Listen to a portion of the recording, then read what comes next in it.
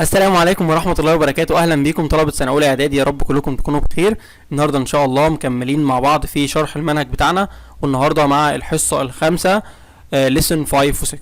احنا متعودين ان في الفيديوهات اللي فاتت كنا بنقسم كل lesson على مرتين، lesson 1 و 2 قسمناهم على فيديوهين، وكمان lesson 3 و 4. النهاردة إن شاء الله هناخد lesson 5 و 6 على مرة واحدة لأنه مش كبير، فبإذن الله نخلصه النهاردة. يلا بينا كده نبدأ مع بعض ونشوف الليسن بتاعنا بيتكلم عن ايه. اول كلمة معانا طبعا هنبدأ بالكي فوكاب زي كل الدروس. اول كلمة معانا كلمة كونسيرت، معناها حفلة موسيقية. كونسيرت حفلة موسيقية. اوليفز، اوليفز معناها زيتون. ثياتر معناها مسرح. ثياتر معناها مسرح. ثياتر معناها مسرح. بيبرز معناها فلفل. هوب يأمل او امل، تنفع نون وتنفع فيرب. باربيكيو طبعا حفل شواء، طبعا نون. include يشمل او يتضمن verb. emotion عاطفة او انفعال. kind نوع او عطوف، طبعا كنا شفناها في الفيديوهات اللي فاتت، كنا بنقول what kind ما نوع، فعشان كده هي معناها نوع. وكمان ممكن تيجي كصفة بمعنى عطوف، شخص طيب يعني كده وغلبان. thoughts معناها افكار. thoughts معناها افكار. بعد ما شفنا الكي فوكاب تعالوا نحل مع بعض الكلمات او الاربع اسئلة دول، ولكن هسيبه لكم تحلوهم في التعليقات. we use نقط to make healthy oil. ايه الحاجة من دول اللي احنا بنستخدمها عشان نعمل زيت صحي؟ سهلة جدا. منى went to the نقط to watch a play. راحت ايه علشان تتفرج على مسرحية. مسرحية بتتعرض فين؟ I played the trumpet in the school نقط. انا كنت بعزف على البوق في ايه؟ في حاجة المدرسة. حاجة المدرسة، حاجة بتتعمل في المدرسة. what نقط of person is هبة. اي ايه بقى من كنت هقولها، ايه من الاشخاص بتكون ايه بقى؟ she is friendly، هي بتكون ايه؟ ودودة. هسيب لكم بقى الاربع اسئله دول، هستناهم الاجابات بتاعتهم في التعليقات ونشوف مين هيقدر يجاوب الاربعه صح. بعد كده person شخص، person شخص. happen يحدث، happen يحدث. writer كاتب، writer كاتب. really معناها حقا، really حقا. interesting رائع وشيق، interesting رائع وشيق، حاجه تكون ممتعه كده وجميله وانت بتتفرج عليها مثلا. surprising مدهش، surprising مدهش. doodles شخبطه او رسومات بسيطه. journey رحله طويله. try يحاول او يجرب، try يحاول او يجرب. tired معناها متعب، tired متعب. بعد كده عندنا الافعال الغير منتظمه، والمره دي عندنا فعلين اتنين بس، break وشو. break وشو، break يكسر، show يعني يبين او يوضح. واتفقنا ان احنا بنحفظ التصريفات الماضي والتصريف الثالث في الافعال الغير منتظمه اول باول في كل درس علشان ما يتراكموش علينا. احنا كده واخدين في اليونت ديت حوالي تقريبا 10 او 11 فعل، فاتمنى تكونوا حفظتهم كويس جدا. يلا بينا نكمل. بعد كده عندنا واحد بس من الديفينيشنز، عندنا ويندي. ويندي معناها ايه؟ ويندي معناها عاصف، الجو يعني بيكون فيه عواصف مثلا وكده والرياح قويه. when the wind blows the weather is windy. لما بتكون الرياح بتهب الجو بيكون ساعتها ايه؟ عاصف. بعد كده نشوف المترادفات، السينونيم والانتونيم. great بتساوي fantastic، great بتساوي fantastic الاتنين بمعنى عظيم، وعكسهم terrible فظيع او سيء، خدناها كذا مره terrible دي. loud او noisy الاتنين بمعنى عالي الصوت او صاخب، عكسهم quiet يعني هادي. beautiful ونايس جميل، اما ugly قبيح. remember وريكولكت معناهم يتذكر، اما forget ينسى. الحاجات دي طبعا بتجيلنا في الاختيارات بشكل كبير جدا يعني. بعد كده عندنا النهايات والبدايات، عندنا برضو 3 نهايات المرة دي. لما بنلاقي الواي في النهاية بتحول الاسم لصفة، تحول الاسم لصفة، زي wind بقت windy بقت عاصف، بعد ما كانت عاصفة بقت عاصف. الاي ار بتحول الفعل الاسم، زي write بقت writer كاتب، طبعا من write من يكتب بقت ايه؟ بقت writer كاتب. وكمان مثلا زي play بقت player لاعب، خدناها برضو قبل كده الاي ار دي. اي ان جي بتحول الاسم لصفة، الاسم لصفة، زي surprise بقت surprising يعني مدهش، من surprise الى surprising مدهش. تعالوا اما نشوف التدريبات اللي على الفوكاب. نقط is the opposite of remember، عكس كلمة remember، ادي remember اهي، عكسها ايه؟ عكسها forget. nice has the same meaning، كأنه بيقول لي ايه السينونيم بتاع nice ايه؟ ادي nice السينونيم بتاعها beautiful. the antonym of the word fantastic كأنه بيقول لي الاوبوزيت بتاعتها بتاع fantastic اهي عكسها terrible. we can get the adjective from the word wind. نقدر نجيب الصفة من كلمة wind عن طريق ان احنا نضيف لها ايه؟ نضيف لها الواي زي ما شفنا هنا. loud is the synonym of. loud بتكون المعنى ليه، ادي هنا loud ادي هنا noisy، الاتنين بنفس المعنى. مهم جدا اكون عارف ان synonym معناها المرادف او يساوي في المعنى، وان antonym او opposite معناها ايه؟ المضاد. تمام؟ لان لو ما عرفتش كده مش هقدر ان انا اجاوب او اعرف. يعني هنا بيقول لي loud is the synonym of. لو انا فاكر ان synonym دي معناها عكس مثلا كنت هختار ايه؟ كنت هختار quiet مثلا لو انا فاكر ان هي عكس، لكن هي طبعا معناها ايه؟ مرادف. بعد كده الجنرال نوتس عندنا remember و remind، مهمة جدا ديت وهتكمل معاكم لحد تالتة اعدادي. هنا بيقول لنا remember بمعنى يتذكر ولكن من تلقاء نفسه، يعني انا كنت ناسي حاجة وافتكرتها مع نفسي لوحدي محدش فكرني. اما هنا بقى remind شخص اخر يذكره بشيء، يعني شخص هو اللي فكرك بايه؟ هو اللي فكرك بالشيء ده، ما افتكرتش لوحدك. المثال هيوضح لنا الفرق. what do you remember about your weekend؟ ايه اللي انت فاكره عن اجازة نهاية الاسبوع بتاعتك؟ تمام؟ اللي انت فاكره انت مع نفسك. اما remind my mom reminded me of my homework، والدتي فكرتني او ذكرتني بالايه؟ بالواجب بتاعي. يبقى هنا شخص بيفكر شخص تاني، شخص اهي الام بتفكر ايه؟ بتفكرني. بعد كده عندنا although معناها بالرغم من او مع ذلك، تستخدم للتعبير عن تناقض. يعني بتلاقي جملة وجملة الاتنين عكس بعض، تمام؟ يعني رغم ان انا مثلا الجو برد لكن انا لابس نص كم مثلا، يعني فجملتين ايه؟ عكس بعض. although I was very hungry، رغم ان انا كنت جعان جدا. I didn't want to eat another dead fish، انا مش عايز ان انا اكل ايه؟ اكل سمكة ميتة تاني. The pizza was really good، البيتزا كانت جميلة جدا.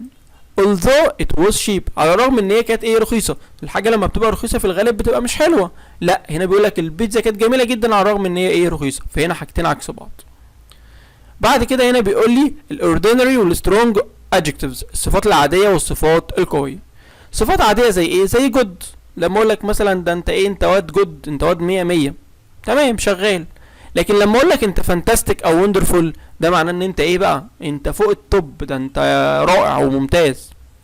يبقى جود مثلا لو هنقول مثلا ان احنا عندنا ادي الدرجات مثلا دي 10 مثلا ودي 1، جود كأنك مثلا جايب 8 من 10 مثلا، فانت كده ايه؟ جود شغال الدنيا تمام.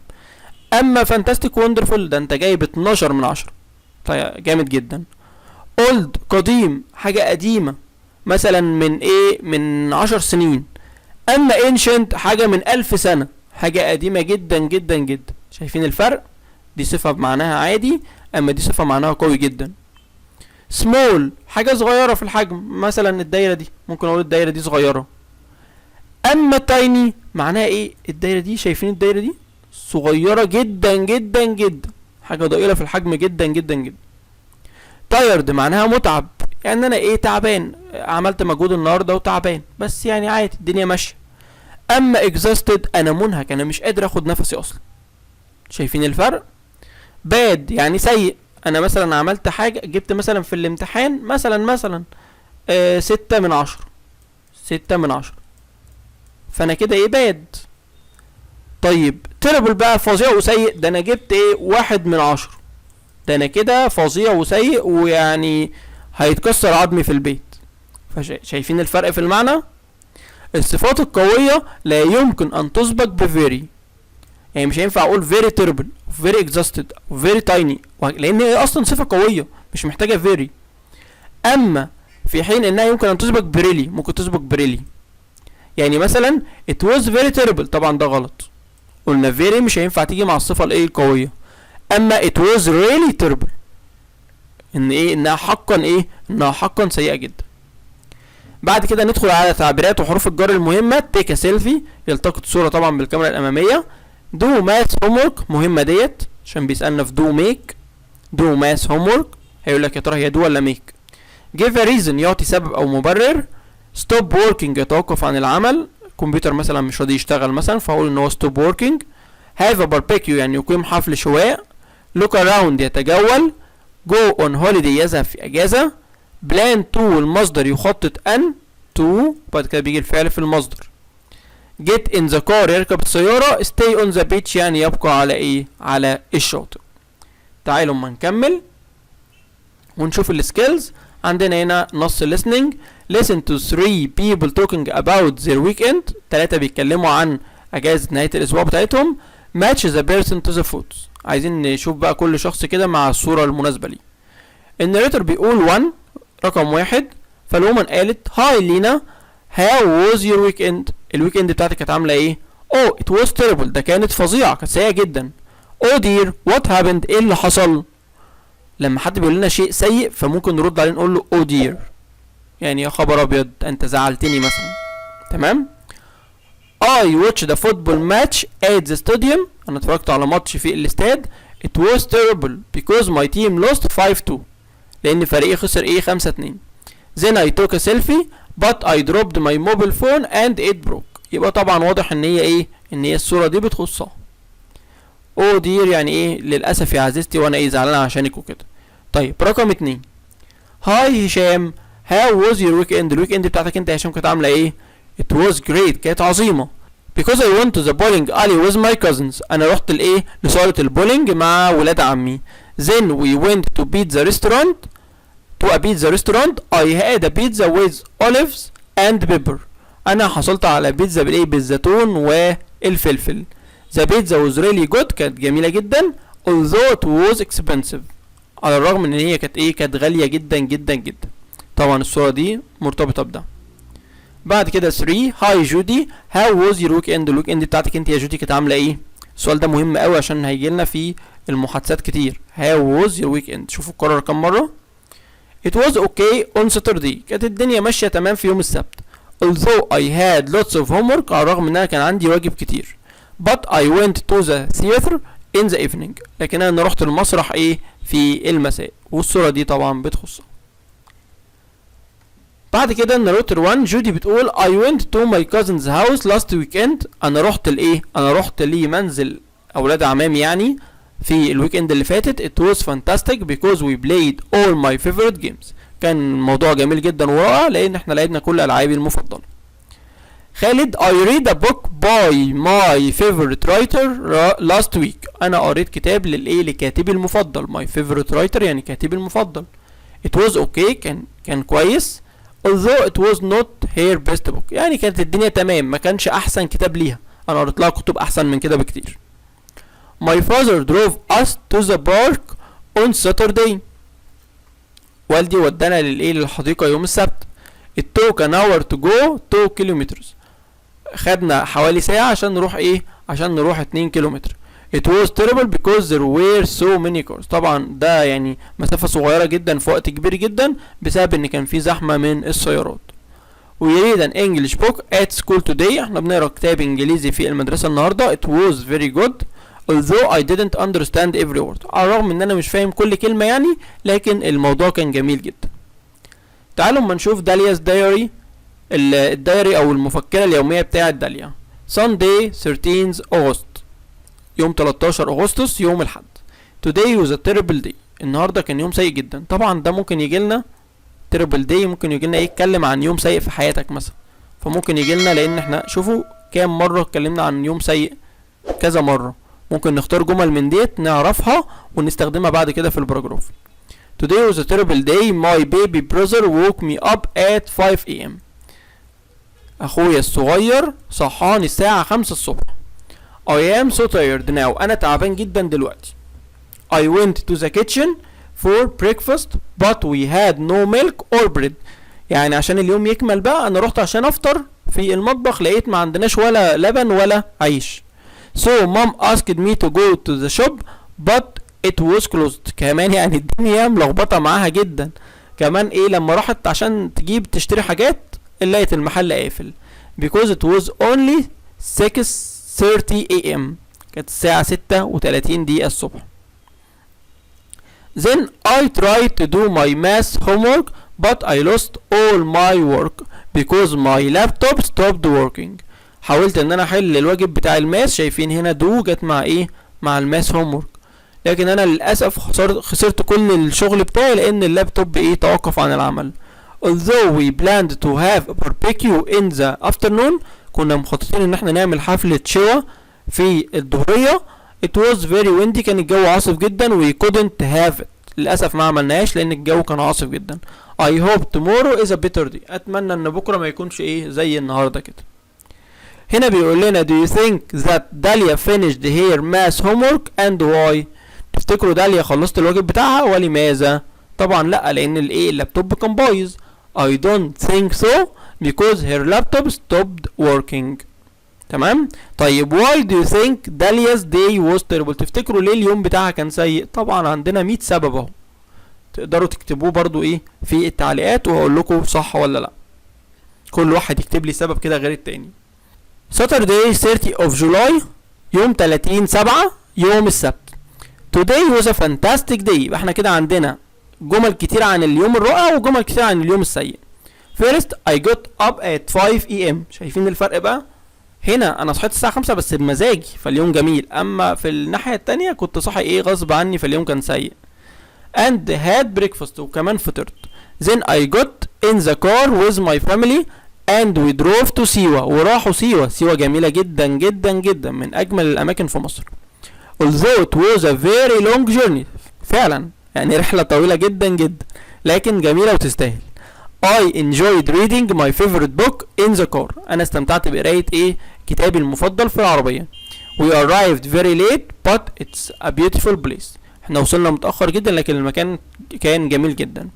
We planned to look around but we stayed in the hotel because we were all very tired. طبعا الطريق كان طويل جدا جدا فاحنا تعبنا فقضينا اليوم ايه، قضينا اليوم في الفندق. I think tomorrow will be very interesting، اعتقد ان بكره هيكون يوم شيق جدا وجميل. بعد كده تعالوا نشوف بقى الاكسرسايز على الفوكاب.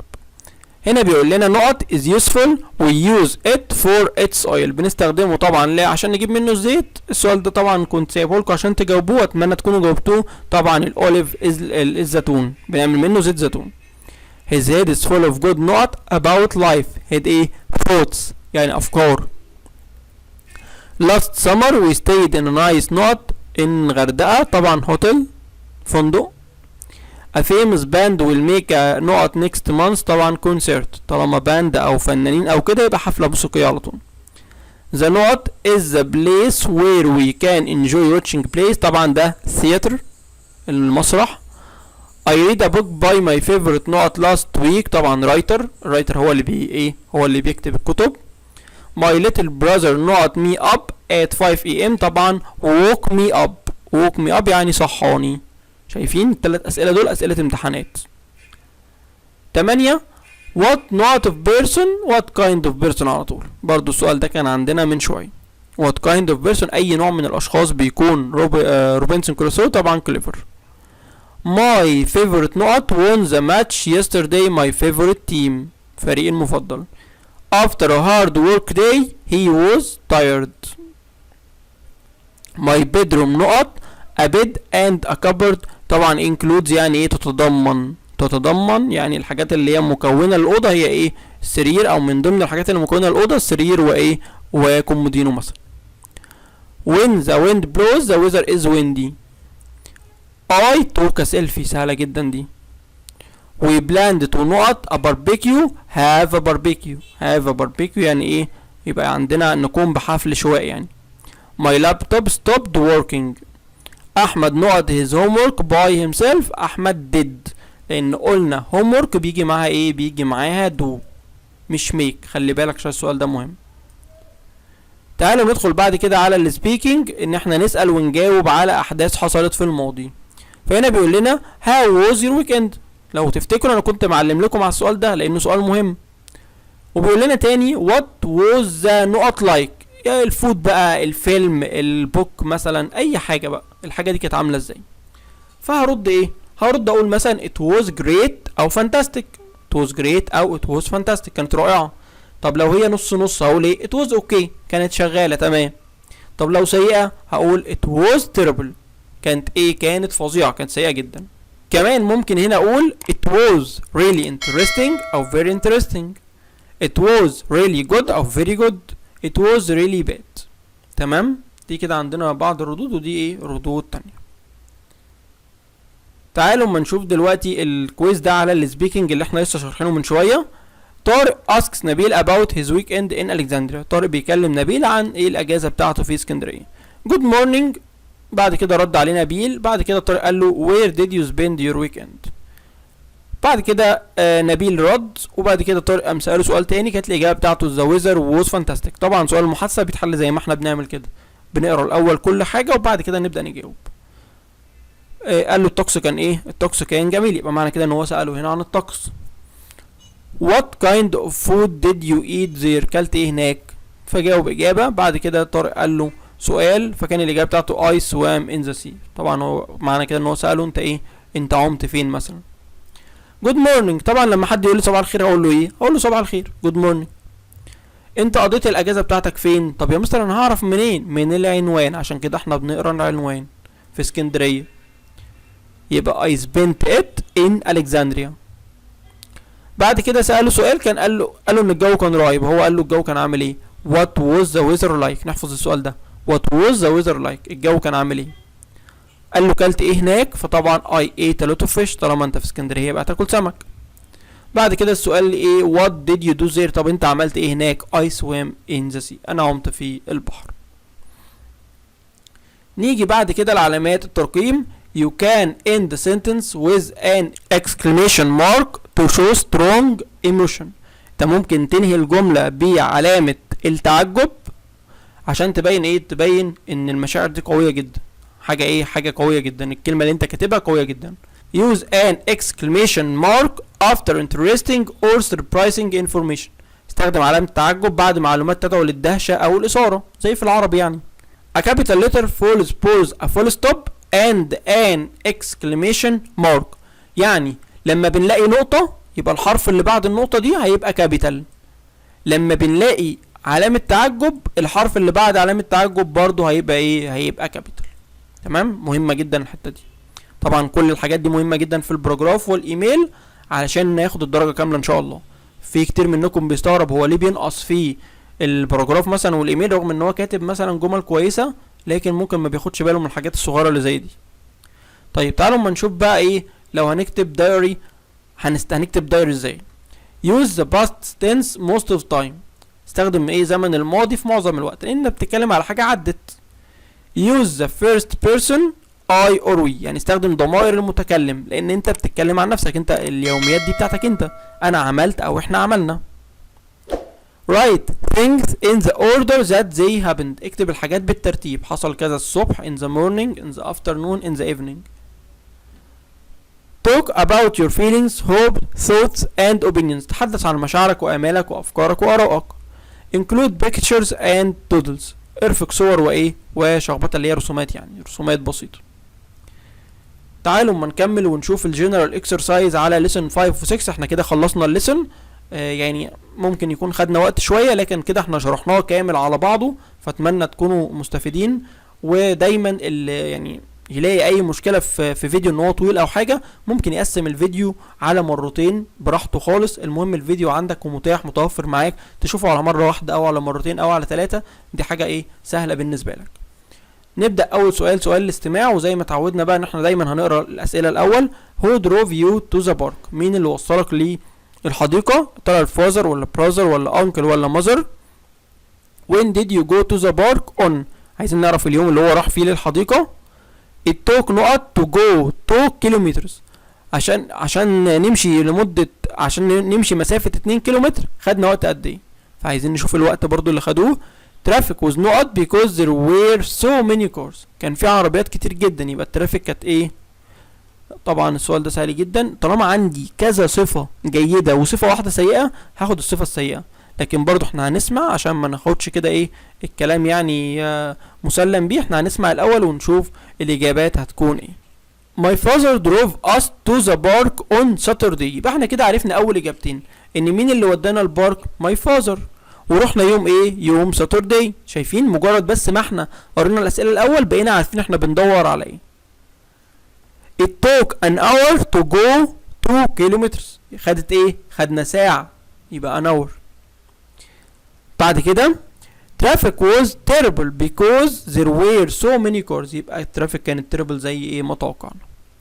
بعد كده ماجي and ميرنا are talking about music. بيتكلموا عن الموسيقى.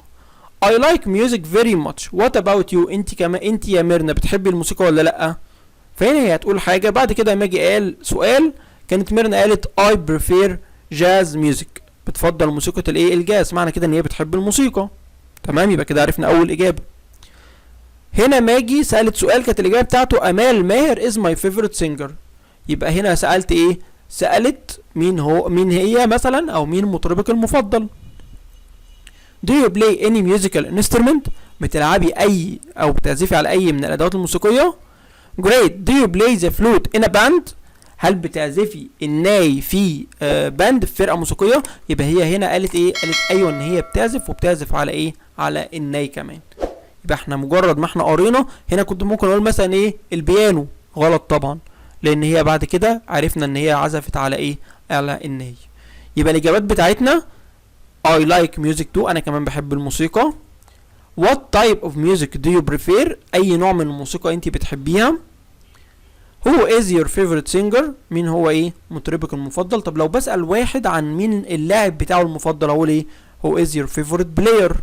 طب لو عن فريقه المفضل What is your favorite team؟ طبعا هنا مش هقول هو، لان هو هنا للعاقل بس، لكن انا بسأل على تيم، على فريق، فده شيء غير عاقل يعني. طب تعالوا ما نكمل. طبعا هنا yes I play the flute. بعد كده هتقول لها yes I do، انا بعزف مثلا في باند. ممكن نقول طبعا هنا no I don't، مش تفرق بقى، الاجابه هنا هتبقى صح في كل الاحوال. it not an hour to go to school yesterday. طبعا بتكلم في الماضي، يبقى ايه؟ يبقى الفعل هيكون في الماضي it took. the last weekend not really fantastic. last weekend بتكلم في الماضي يبقى was really fantastic. it was okay on Sunday not I had lots of homework. هنا حاجتين عكس بعض، ان الدنيا كانت تمام رغم ان انا عندي ايه؟ عندي واجب كتير. يبقى although. please not me of the next meeting. عايز اقول له فكرني بالاجتماع الجاي، فهقول له ايه؟ remind. حد بيفكر حد يبقى remind. we not in the hotel because we were all very tired. we stayed. قعدنا او مكثنا. yesterday we had not at school. طبعا concert، حفلة موسيقية. he is a not man so all people like him. الناس بتحب مين؟ بتحب الشخص ايه؟ الكايند، الطيب او العطوف. as it was not we couldn't stay on the beach. ما بنعرفش نقعد على الشط امتى؟ لما بيكون الجو ويندي، عاصف.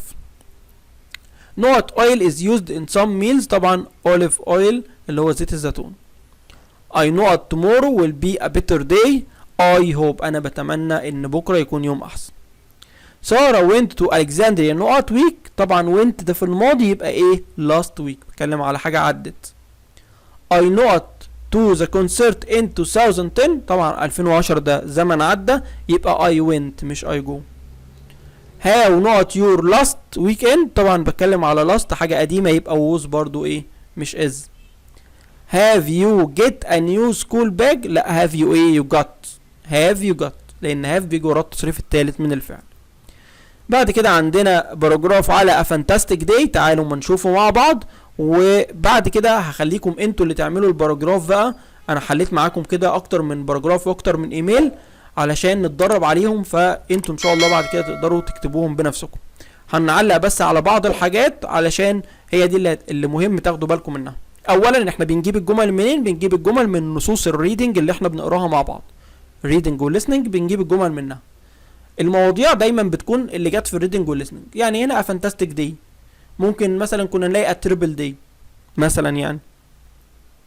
هنلاقي على الويك اند مثلا، هنلاقي على الموسيقى. دي الحاجات اللي احنا خدناها في اليونت بتاعتنا. طيب بكتب طبعا العنوان عندي في النص، وبعد كده بسيب مسافة 5 حروف وابدأ بحرف كابيتال. yesterday was a fantastic day for me. امبارح كان يوم ايه؟ عظيم وجيد بالنسبة لي. اخد بالي بس من الزمن اللي انا بستخدمه. طالما بدأت yesterday يبقى بتكلم في الماضي، يبقى هبدأ الجمل بتاعتي والجرامر بتاعي في الماضي. I did many interesting things on this day. انا عملت ايه؟ اشياء كتير ايه؟ عظيمة يعني في اليوم ده، او مهمة او مثيرة او كده في اليوم ده. خلي بالي ان اي بتيجي كابيتال في اي مكان في الجمله، اي اي هكتبها تبقى كابيتال، طب اللي هو الضمير طبعا. وبعد النقطه دايما الحرف كابيتال، يعني هنا عندي النقطه اهي الحرف كابيتال، تمام. انما بعد الفاصله لا، الا لو جت اي، لو اي طبعا كده كده هتيجي ايه كابيتال. اما لو مثلا دبليو زي دي لا هتيجي سمول عادي، ماشي. يبقى امتى بنجيب الحرف كابيتال؟ لو بعد النقطه او بعد علامه التعجب او في بدايه الجمله، ماشي. زي دي مثلا كده. In the morning I went to the bowling alley. I went with my cousin. انا رحت لصالة في الصباح انا رحت لصالة البولينج مع ايه؟ مع ابن عمي. After that we went to a pizza restaurant. I had a pizza with chicken.